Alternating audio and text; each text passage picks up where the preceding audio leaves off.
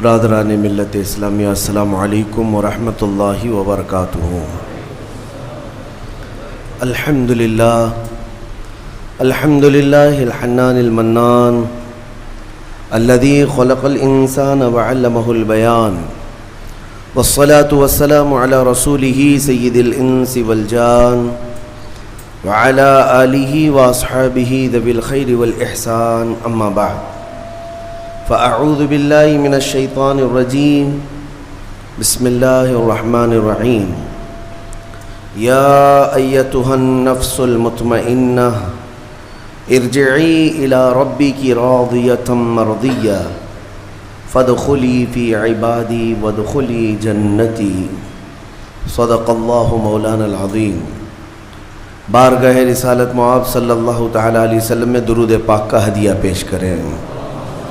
اللہم صلی علی سیدنا و مولانا محمد معدن الجود والکرم وآلہ واصحابہ الکرام وابنہ الکریم وبارک وسلم صلاة دائمة سرمدا ابدا۔ عزیزان گرامی وقار، رمضان المبارک کا پہلا جمعہ ہے۔ اللہ عز و جل اس کی سعادتیں، اس کی برکتیں ہم سب کو نصیب فرمائے۔ رمضان کے آتے ہی ہر مومن کا ایک ریہرسل شروع ہوتا ہے، ایک تربیت کا خاص وقت ہے رمضان، کیونکہ قرآن میں رب تعالیٰ نے فرمایا یا ایھا الذین آمنوا کتب علیکم الصیام کما کتب علی الذین من قبلکم لعلکم تتقون، اے ایمان والو تم پر روزے فرض کیے گئے جیسے کہ پہلے والوں پر بھی فرض کیے گئے تھے۔ وجہ کیا ہے؟ لعلکم تتقون، تاکہ تمہیں پرہیزگاری حاصل ہو، تاکہ تم تقوی والے ہو جاؤ۔ تقوی اور پرہیزگاری یہ اتنی ضروری ہے تمہارے لیے کہ جس کے لیے ایک مہینہ پوری تمہاری تربیت کرائی جا رہی ہے۔ یہ تقوی کیا چیز ہے؟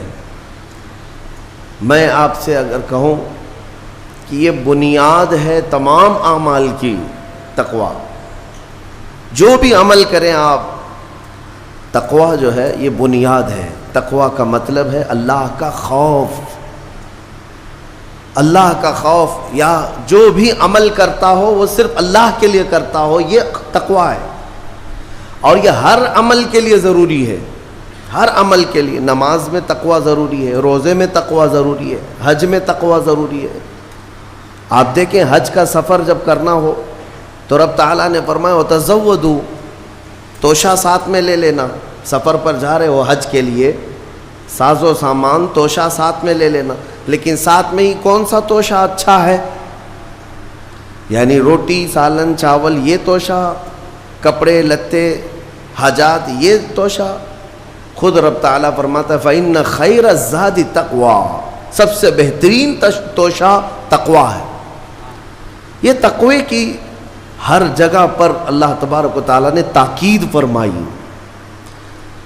اب میں آپ کو بتاتا ہوں یہ رمضان المبارک جو ایک مہینہ تمہیں تربیت کے راستے سے گزارا جاتا ہے، کس وجہ سے؟ تاکہ تمہارے دلوں میں تقوی آئے، تقوی۔ اور تقوی کی سب سے پہلی جو تربیت ہوتی ہے، صوفیہ اکرام کے پاس جب کبھی کوئی طالب جاتا تھا مرید ہونے کے لیے یا خلافت لینے کے لیے، پہلے کا دور ایسا تھا کہ اولیاء اکرام سب سے پہلے اسے اپنی خانقاہ میں رکھ کر کے بھوکا اور پیاسا رکھتے تھے، کہ بھوک کو برداشت کرنا اور پیاس کو برداشت کرنا اگر تیری عادت بن گئی تو تقوی یوں ہی آ جائے گا۔ سید آل رسول مارہروی رحمۃ اللہ تعالیٰ علیہ، مارہرہ کے بڑے پائے کے بزرگ ہیں، اعلیٰ حضرت کے پیر مرشد، ان کے پاس ایک صاحب آئے، ایک مولانا صاحب آئے خلافت لینے کے لیے۔ شام کے وقت تو پہنچے، سیدھے آتے ہی کہا کہ حضور آپ اپنی خلافت وغیرہ مجھے دے دیجئے۔ تو اس وقت ایسے بالکل بٹ نہیں رہی ہوتی تھی۔ آپ نے کہا آپ آج تو آئے ہیں، مہمان ہیں ہمارے ہاں، رک جائیے خانقاہ میں، کل کو بات کریں گے، رات ہو چکی۔ اور حضرت نے اپنے خادم سے کہا مولانا کی اچھی خاطر تواضع کرو۔ رات کو ان کو ایک کمرے میں رکایا گیا اور ان کو خوب مچھلی کھلائی گئی۔ حضرت کا حکم تھا کہ انہیں مچھلی پیٹ بھر کر کے کھلائیں لیکن پانی مت دینا. اور ایک خاص قسم کی وہاں پر مچھلی ملتی ہے اتر پردیش میں، وہ مچھلی کھلائی گئی. جب پیٹ بھر کر کے مولانا صاحب نے مچھلی کھائی تو خادم صاحب نے باہر سے دروازہ بند کر لیا، کمرے میں انہیں اندر چھوڑ کر باہر چلے گئے. وہ اندر سے پکارتے رہے پانی تو دے دیجئے، کھانا کھا لیا پانی تو دے دیجئے. کوئی سننے والا ہی نہیں تھا. وہ پانی کرتے کرتے کرتے اندر سے چیختے رہے، چلاتے رہے، اور پھر جو ہے ان کی آنکھیں بڑی ہو گئی تھیں پیاس کی شدت کی وجہ سے. ظاہر سی بات ہے مچھلی کے بعد بہت تیز پیاس لگتی ہے، کیونکہ مچھلی باہر بھی پانی میں رہتی ہے، اندر بھی اسے پانی کی ضرورت ہوتی ہے. تو وہ چیختے رہے یہاں تک کہ اب برا بھلا کہنا بھی شروع کر دیا. میں نے ان کی بڑی تعریف سنی تھی لیکن مہمانوں کے ساتھ ایسی بدتمیزی، ایسا سلوک. رات بھر وہ تڑپتے رہ گئے. صبح کو جو ہے نڈھال پڑے تھے زمین پر، فجر سے پہلے دروازہ کھولا گیا. انہوں نے آؤ دیکھا نہ تاؤ، خادم کا جبہ پکڑ کر کھینچا اور لڑنے پر آ گئے ہیں. تماچے لگائے. کہا کہ یہ کوئی شرافت ہے، یہ کوئی تہذیب ہے؟ اس طرح سے کھانا کھلا کر مہمان کو بغیر پانی کے بند کر کے چلے جاتے ہو. تو حضرت اس وقت آ گئے. حضور آل رسول رحمۃ اللہ تعالی علیہ قریب آئے، پوچھا کیا بات ہے؟ کہا آپ نے ایسا ایسا ہمارے ساتھ سلوک کیا. کہا اب آپ کو پانی دے دیا جائے گا لیکن اب خلافت نہیں دی جائے گی، اس لیے کہ پانی کی پیاس برداشت نہ کر سکے اسے تقویٰ نہیں، اور تقویٰ نہیں تو خلافت کس بات کی؟ تقویٰ کئی چیزوں سے رک جانے کا نام ہے.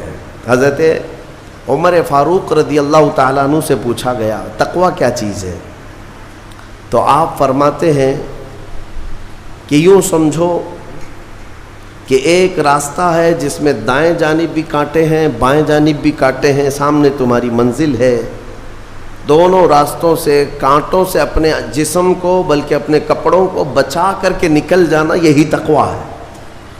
اور رسول پاک صلی اللہ تعالیٰ علیہ وسلم کی ایک حدیث پاک، الحلال بین والحرام بین، فرمایا حلال بھی واضح ہے، حرام بھی واضح ہے. کیا چیز حلال ہے یہ بھی پتہ ہے آپ کو، کیا چیز حرام ہے یہ بھی پتہ ہے. شراب حرام ہے، خنزیر حرام ہے، مردار حرام ہے، چوری حرام ہے، یہ سب تو پتہ ہے. حلال بھی پتہ ہے، اپنے ہاتھوں سے کمائی ہوئی چیزیں حلال ہیں. چاول، گیہوں، باجرہ، یہ سب چیزیں حلال ہیں نا آپ کے لیے.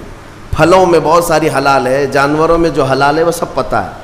تو حلال کی لسٹ بھی معلوم ہے تمہیں، حرام کی لسٹ بھی معلوم ہے.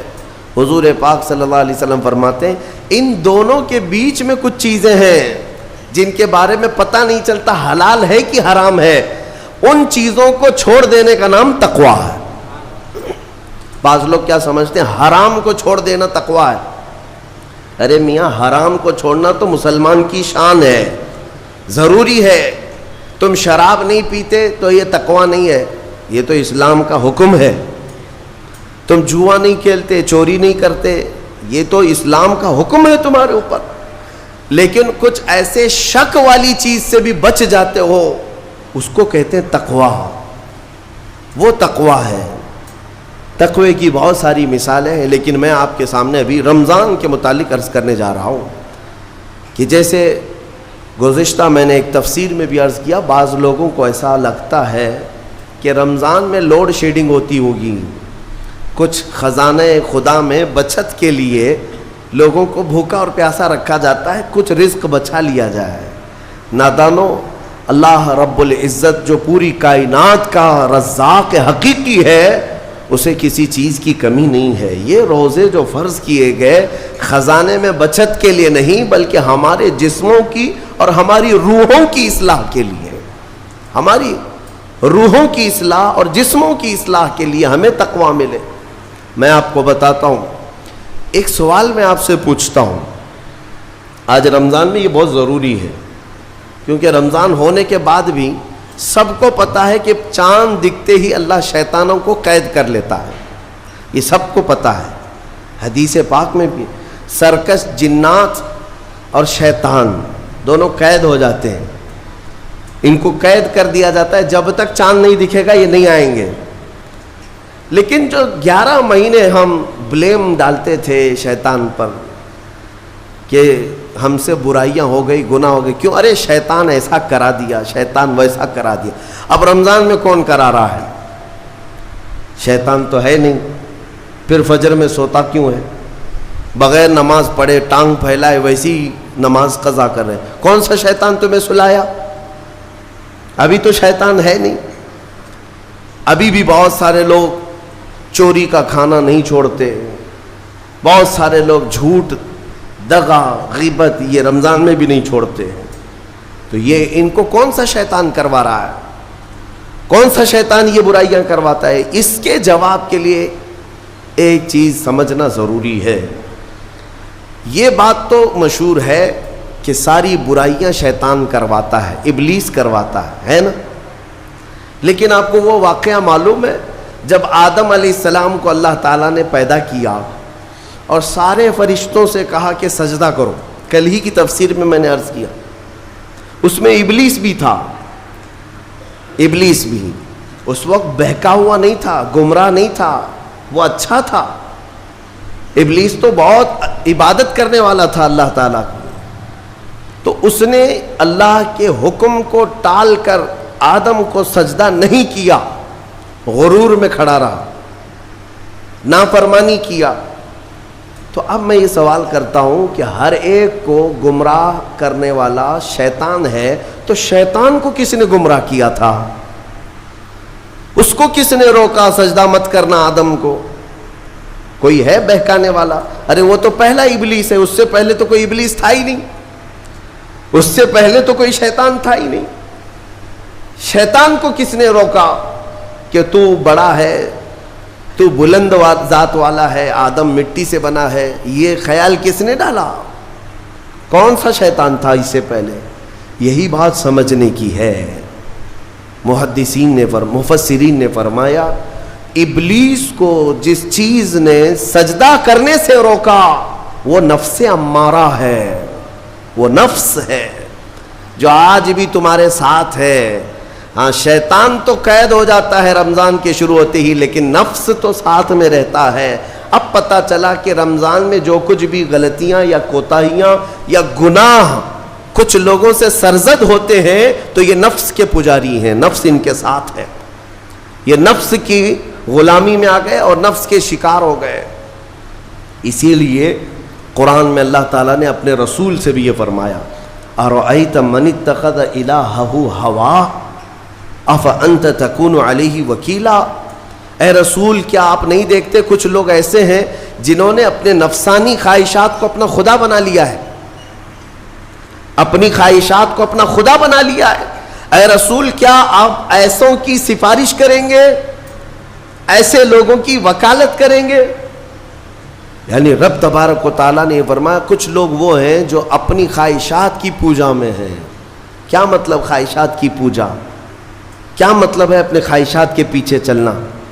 مطلب یہی ہے کہ جو دل میں آیا اس بندے نے یہ سوچ لیا اسے کرنا ہی ہے مجھے، یہ خواہشات کے پیچھے چل رہا ہے۔ ہاں تمہیں آرام کی فکر ہوئی، تم نے خدا کے فرمان کو ٹال دیا لیکن اپنی نفس کی سن لیا۔ اللہ تبارک و تعالیٰ کا حکم کچھ اور ہے لیکن تمہاری طبیعت کچھ اور چاہ رہی ہے۔ رب تبارک و تعالیٰ کا حکم تھا صبح صبح تمہیں اپنے گھر بلا رہا تھا لیکن تم نے اس کی نہیں سنی، اپنے من کی سنی، اپنے نفس کی۔ تو یہی تو ہوا نفس کی پوجا، یہی ہے نفس کی عبادت، نفس کی پرستش، جس کو قرآن میں کہا گیا ہے کہ کچھ لوگ ایسے ہیں جنہوں نے اپنی خواہشات کو خدا بنا لیا ہے۔ یہ نفس امارہ جس کے بھی اوپر حاوی ہو جاتا ہے، اچھے اچھوں کو یہ ان کا تقوی بھسم کر دیتا ہے، ایمان سے بھی دور کر جاتا ہے۔ اس لیے میرے عزیزو میں جو عرض کرنے جا رہا ہوں وہ یہ ہے کہ ہمارے لیے زندگی میں سب سے بڑا چیلنج اپنے نفس امارہ سے لڑنا۔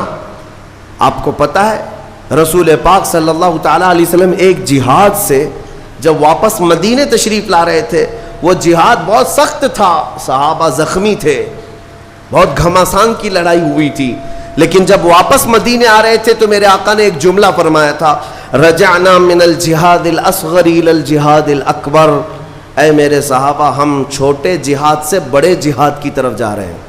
صحابہ نے پوچھا اس سے بڑا جہاد اب کون سا ہے یا رسول اللہ؟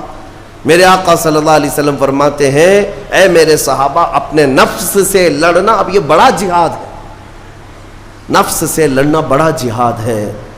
میرے عزیزو، یہ خواہشات کو ہی ختم کرنا ہو، اس نفس کو اگر کنٹرول میں لانا ہو تو کیا کرو گے؟ نفس امارہ سب کے پاس ہے۔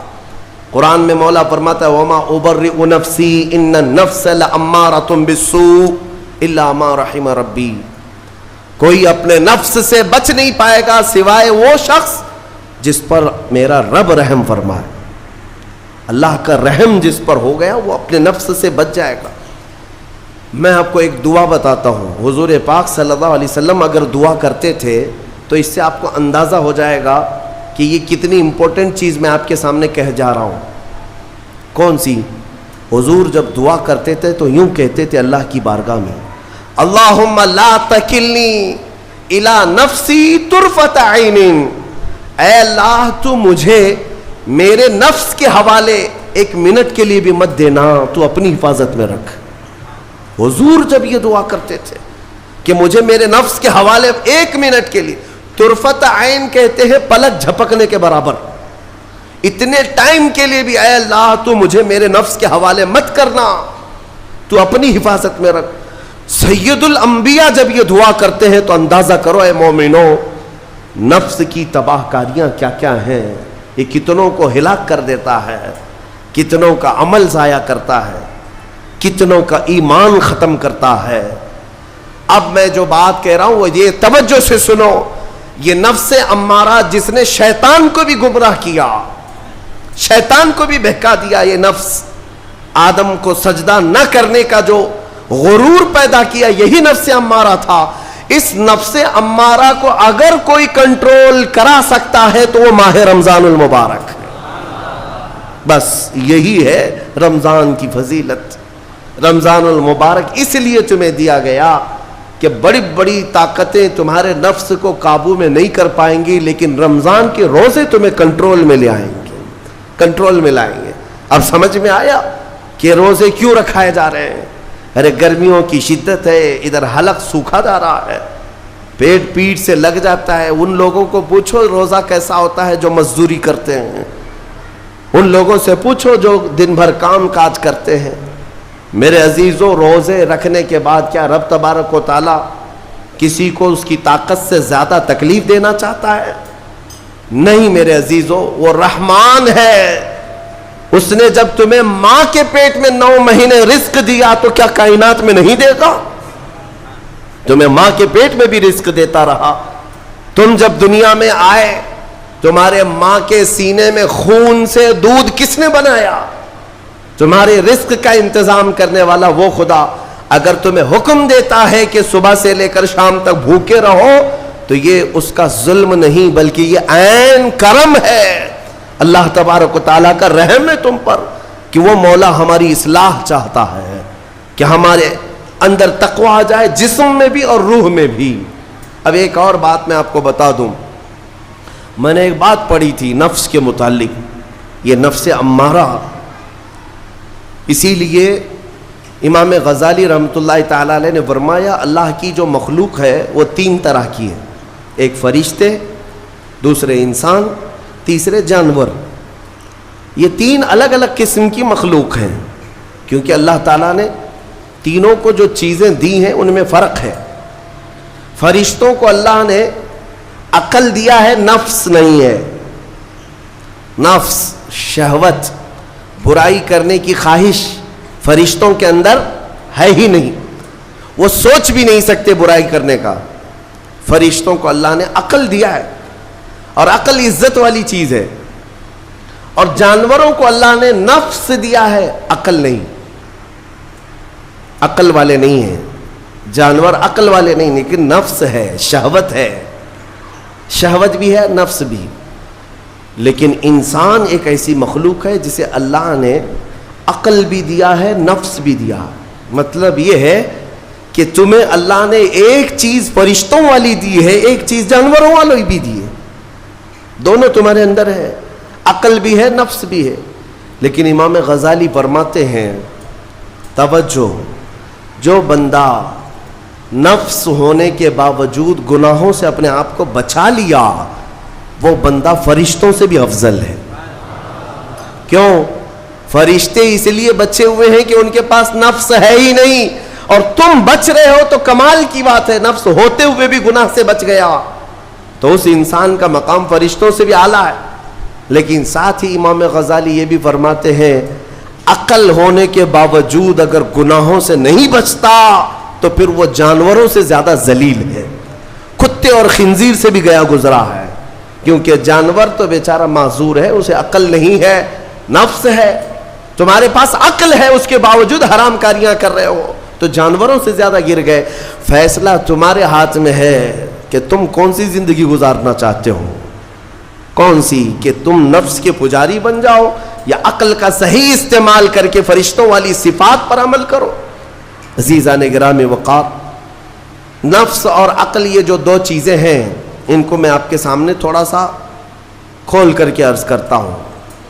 عقل جو ہے عزت والی چیز ہے, جسے بھی دی گئی ہے وہ عزت والا ہے. کیوں عزت والی ہے یہ عقل؟ پوری دنیا میں عقل کا ہی تو کمال ہے. جس کے پاس عقل ہے وہ بادشاہ ہے, جس کے پاس عقل ہے وہ لوگوں کو ہانکتا ہے, پوری دنیا کو ادھر سے ادھر کر سکتا ہے. عقل اور نفس جو ہے, نفس برائیوں کی طرف بلانے والا, عیاشی کی دعوت دینے والا, موج مستی کرانے والا اور اپنے آپ کو تباہ کروانے والا. اچھے بھلے نوجوان 25 سال کی کڑیل جوانی ہے, کون ہے جو انہیں نشے کے اڈے پر لے جاتا ہے؟ کون ہے جو ان کو تباہ و برباد کرتا ہے؟ نوجوان کو اچھی طرح سے معلوم ہے کہ میں کوکین, افیون, ہیروئن لوں گا تو میرے جسم کے ساتھ کیا ہوگا, اسے معلوم ہے. لیکن اس کے باوجود عیاشی کروانا یہ نفس کی عادت ہے. کسی کے اوپر نفس غالب آتا ہے, کسی کے اوپر عقل غالب آتی ہے. عقل جس کے اوپر غالب آ گئی وہ اچھا آدمی ہے, نفس جس کے اوپر غالب آ گیا وہ شیطان کا پجاری ہو گیا, نفس کی سننے والا. اب یہ دونوں جو چیزیں ہیں میں بتاتا ہوں آپ کو. روایت میں ملتا ہے کہ جب اللہ نے عقل کو بھی پیدا کیا اور نفس کو بھی پیدا کیا تو اپنے سامنے حاضر کیا, عقل سے پوچھا کہ اے عقل بتا میں کون ہوں اور تو کون ہے؟ عقل نے کہا یا ربی انا عبدک وانت ربی, اے اللہ میں تیرا بندہ ہوں اور تو میرا رب ہے. عقل نے کیا کہا؟ میں تیرا بندہ ہوں اور تو میرا رب ہے. اللہ نے عزت سے نوازا, اقرار کیا نا بندہ ہونے کا. عقل نے اقرار کیا, پھر نفس کو بلایا, نفس سے پوچھا بتا میں کون ہوں اور تو کون ہے؟ نفس نے کہا انت انت انا انا, تو ہے میں ہوں. یہ غرور تھا نفس کے اندر, یہ گھمنڈ تھا نفس کے اندر کہ میں ہوں. نفس جس کے اندر غالب آتا ہے وہ آج بھی یہی کرتا ہے, میں ہوں, کسی کے سامنے کیا جھکنا ہے. تو حکم ہوا کہ اس نفس کو 100 سال جلایا جائے. 100 سال جلایا گیا, اس کو عذاب دیا گیا نفس کو. 100 سال بھگتنے کے بعد, آگ کی تپش بھگتنے کے بعد اسے پھر لایا گیا نفس کو. اللہ تعالیٰ نے پوچھا اے نفس بتا میں کون ہوں اور تو کون ہے؟ نفس نے کہا انت انت انا انا, تو ہے میں ہوں.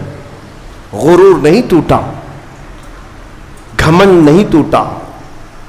حکم ہوا اللہ کی طرف سے فرشتوں کو, اس نفس کو اب 100 سال تک بھوکا اور پیاسا رکھا جائے, کوئی چیز نہ دی جائے.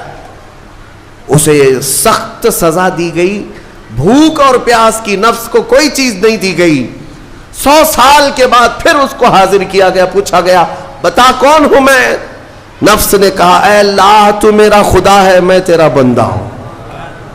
فرمایا بزرگوں نے کہ نفس کو اگر کوئی جھکا سکتا ہے تو وہ بھوک ہے, اسی لیے مولا نے رمضان کے روزے تم پر فرض فرمایا.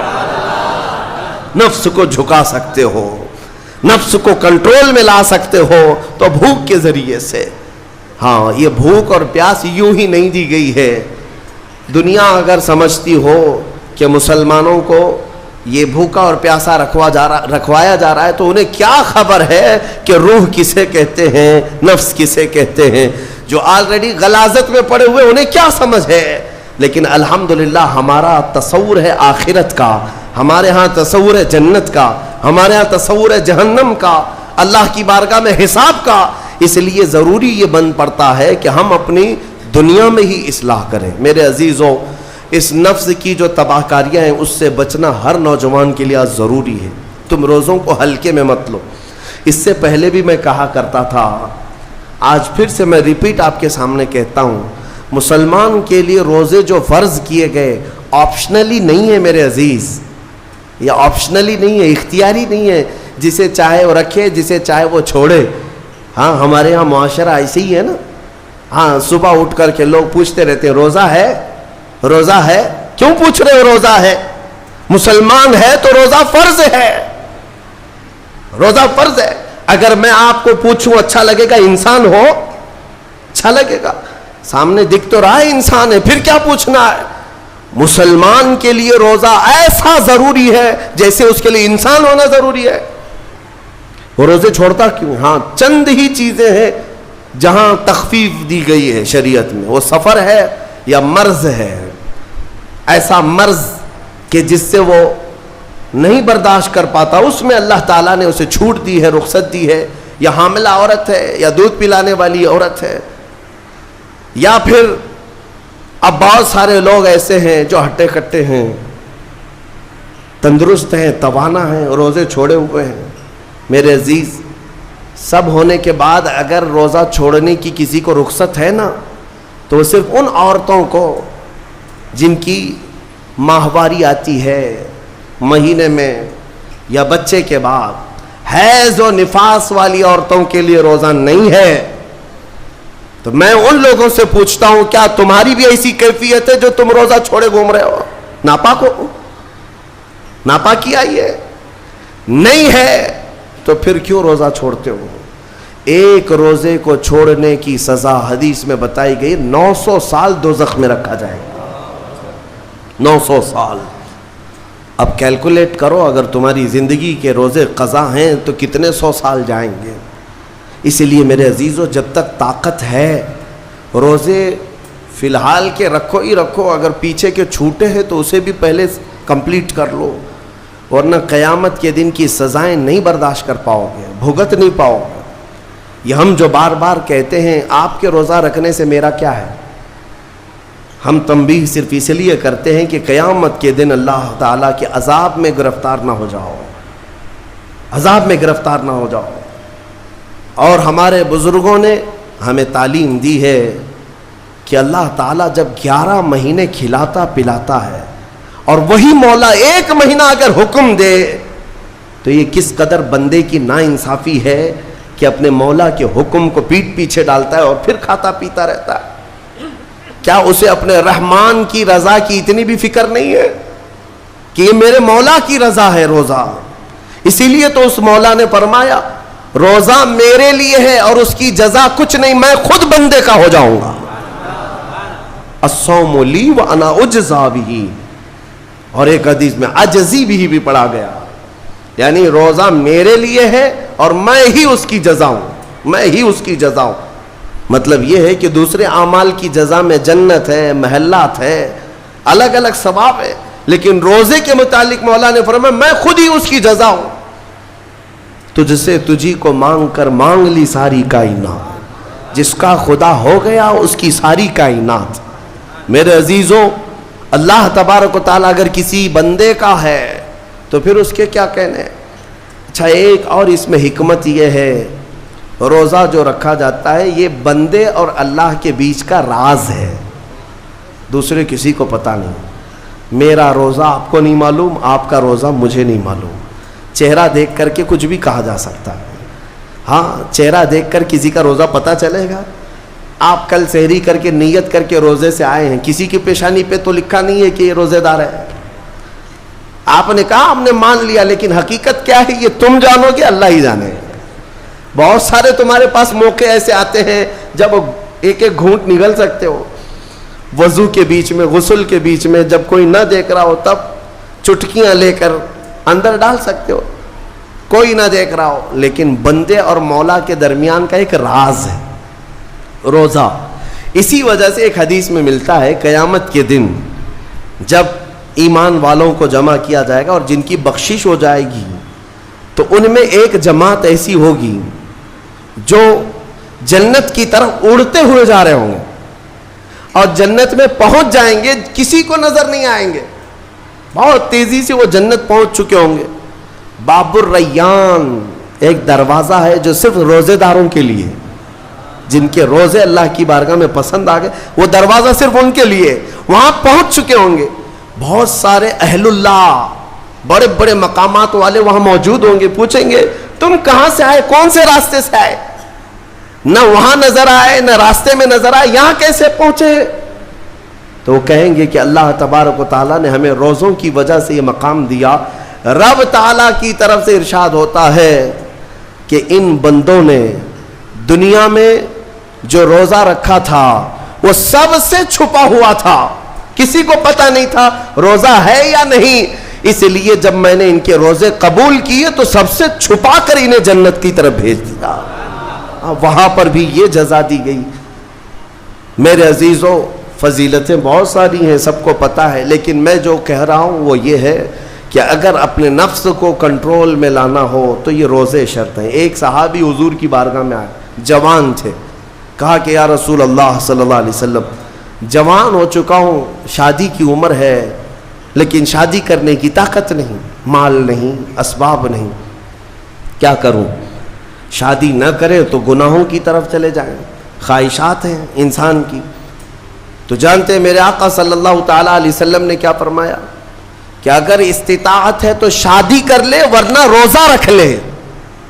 شادی کے بدل ڈائریکٹ کون سی چیز؟ روزہ.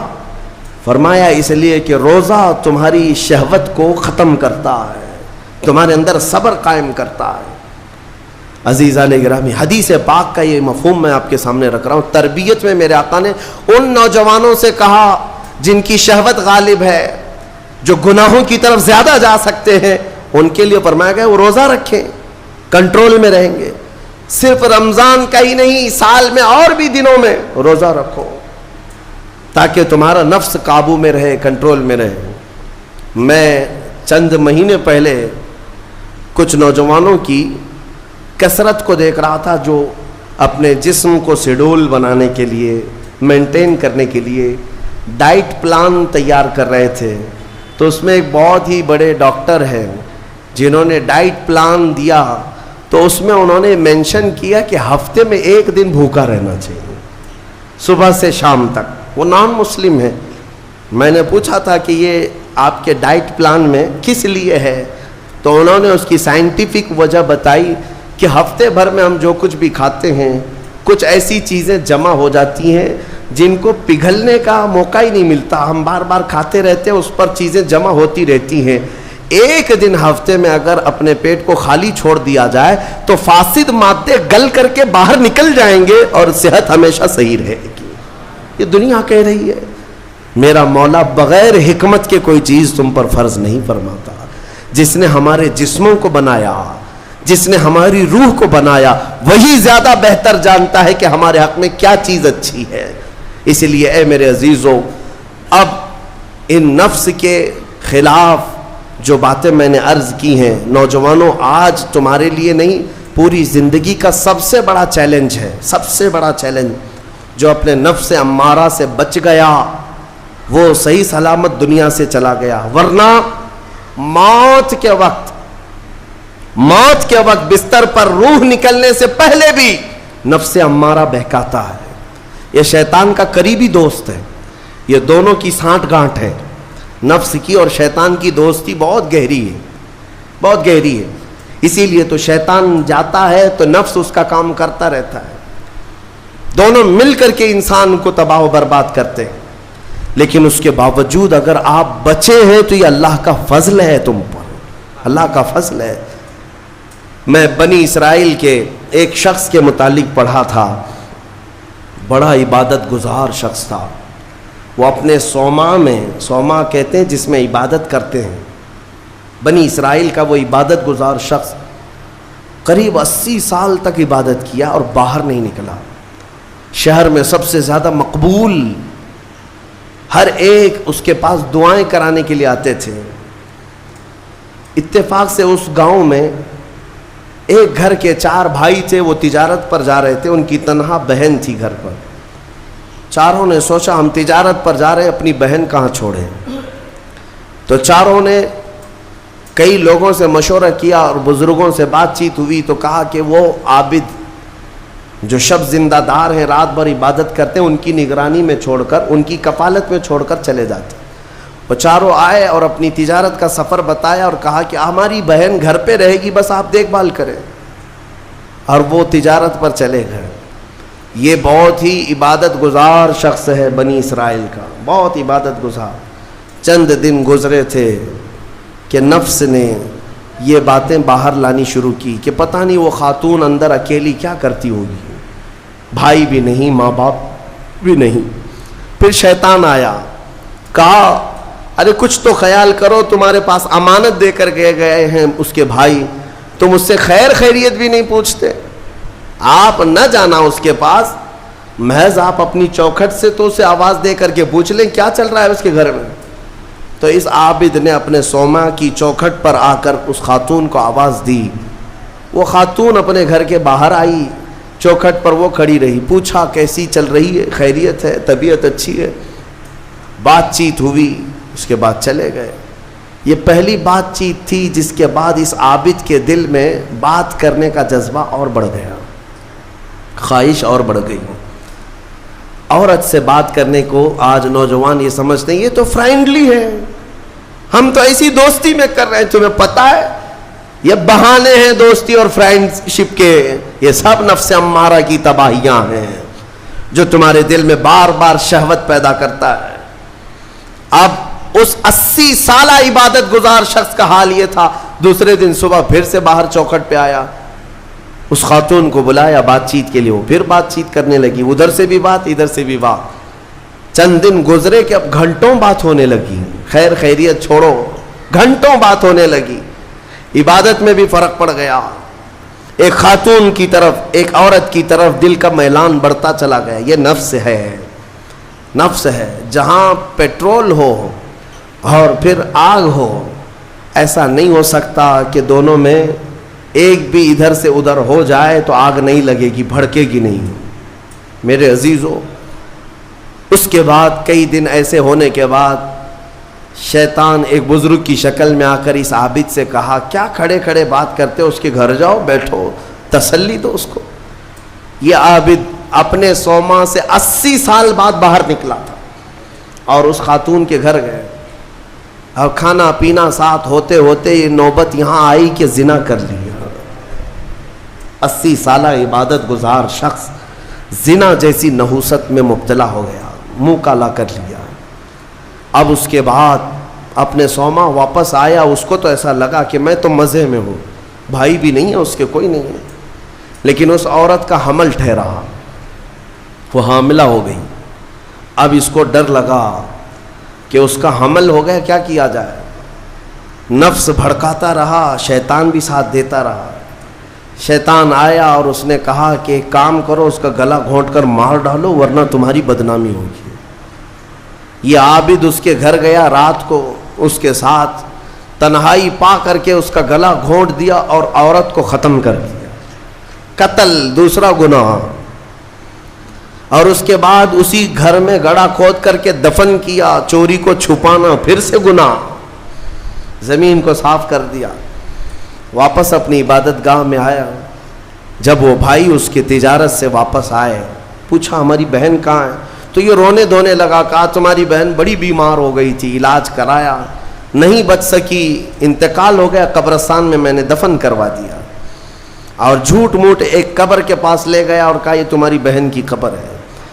بھائی روتے رہے، اپنی تنہا اکلوتی بہن کو یاد کر کے واپس آئے.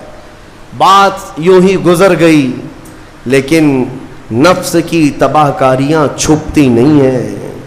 یہ کالے کرتوت کبھی پوشیدہ نہیں رہتے. پھر ابلیس ان 4 بھائیوں کے پاس گیا اور کہا تمہیں پتہ ہے تمہاری بہن کہاں ہے؟